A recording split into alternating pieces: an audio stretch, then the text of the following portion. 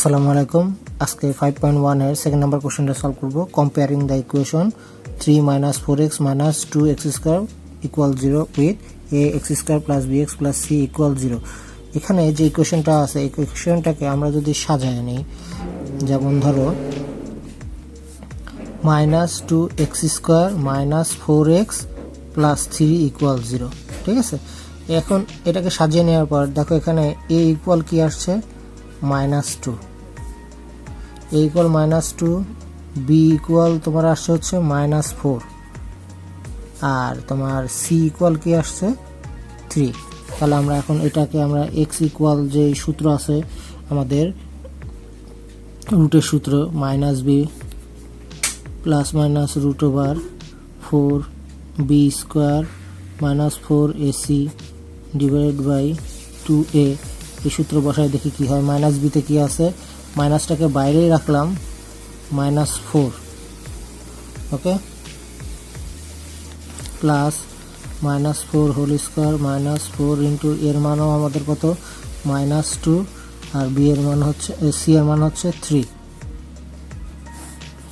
আর 2 into -2 calculation করে মাইনাসে plus, plus minus 16 মাইনাসে প্লাস 12 টু জার কত 24 রুট ডিভাইডেড বাই -4। ক্লিয়ার? এখন এটাকে আমরা যদি ক্যালকুলেশন করে দেখি কি হয়, 4 প্লাস মাইনাস 16 প্লাস 24, 16 প্লাস 24 কত, 16 প্লাস 24 ইকুয়াল 40 ডিভাইডেড বাই -4, ঠিক আছে। এখন এটার আমরা একটা x1 এর জন্য বের করব আর একটা x মাইনাস এর জন্য। x1 ইকুয়াল তাহলে কি আসছে আমরা দেখি, 4 প্লাস √40 ডিভাইডেড বাই -4। তাহলে এখানে x1 এর মান কত আসে দেখি,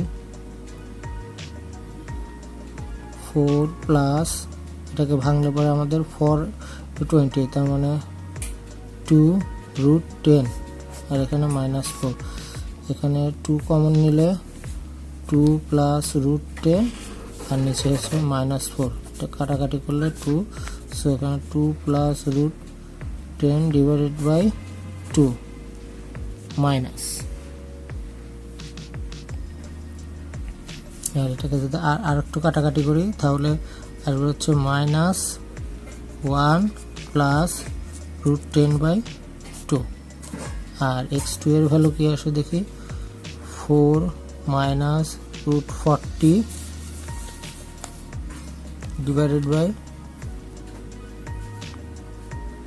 -4। সেম যদি 4 মাইনাস 2√10 ডিভাইডেড বাই -4 কমন নিলে 2 মাইনাস √10 নিচে -4 কেটে গেল,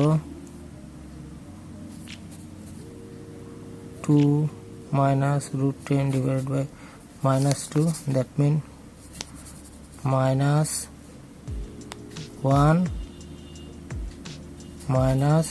√10/2। মাইনাসে প্লাস, এটা পরের অংশে প্লাস হবে, ঠিক আছে, কারণ এই মাইনাসে প্লাস হয়ে যাবে। তাহলে এই একটা অ্যান্সার, এই একটা অ্যান্সার। আশা করি বুঝতে পেরেছো। ধন্যবাদ সবাইকে।